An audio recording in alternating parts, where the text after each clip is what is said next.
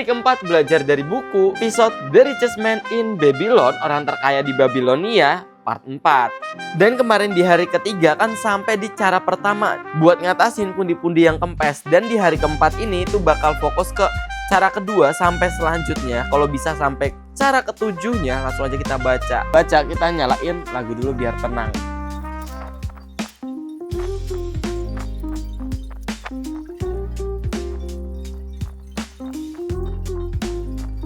Dan ini udah selesai buat baca bukunya. Ini udah sampai 7 langkah buat menghadapi pundi-pundi yang kempes. Dan ini keren banget. Jadi ada beberapa hal yang aku stabiloin dan ini aku bacain. Mulai dari cara kedua itu kendalikan pengeluaranmu.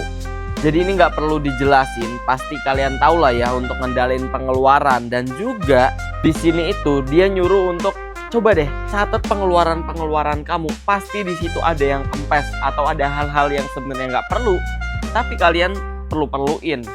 Dan hal-hal yang kayak gitu yang harus dihilangkan. Cara ketiga itu lipat gandakan emas kalian. Jadi di sini banyak banget yang aku stabilo, tapi salah satunya aku bacain aja ya. Nih. Dengarkan para siswaku, kekayaan seseorang tidak terletak pada banyaknya uang yang ada dalam pundi-pundinya, tetapi ia pada pemasukan yang ia bangun. Dengan aliran emas yang terus-menerus masuk pada pundi-pundinya dan terus membuatnya makin kembung.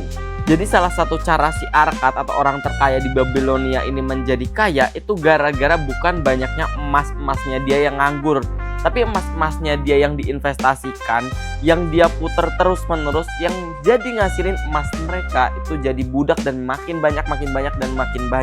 Yang keempat itu jaga harta kalian agar tidak lenyap. Dan intinya di cara keempat ini pokoknya kalian jangan terjerumus sama hal-hal romantis seolah-olah wah investasi ini menjanjikan nih. Padahal kalian tidak analisa secara menyeluruh dan akhirnya itu ngeraup pundi-pundi kalian yang udah ditabung. Dan cara kelima itu jadikan tempat tinggalmu sebagai investasi yang menguntungkan. Tapi intinya di sini tuh ya milikilah rumah kalian sendiri. Jadi ya ini miliki rumah sendiri pokoknya. Kalau cara yang keenam, buatlah pendapatanmu di masa depan terjamin. Jadi pokoknya di cara keenam ini dia ngejelasin kalau misalkan dia di hari tua itu tenaganya nggak kayak di mudanya. Jadi kalian harus siap-siap dari muda itu sediain kebutuhan buat masa tua atau masa kalian nanti setelah meninggal, buat keluarga gitulah.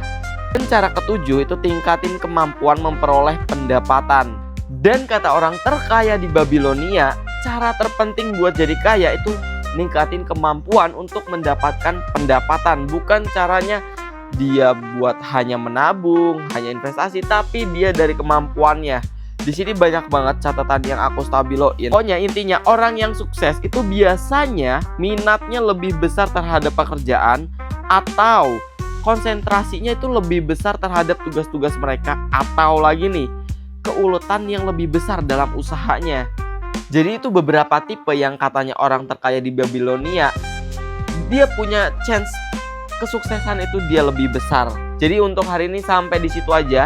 Ini buku bagus banget kalau kalian mau baca atau mau beli, cek aja di keranjang kiri bawah. Karena kalau kalian misalkan masih berkekurangan atau miskin kayak aku, mau jadi kaya ini cocok banget bukunya.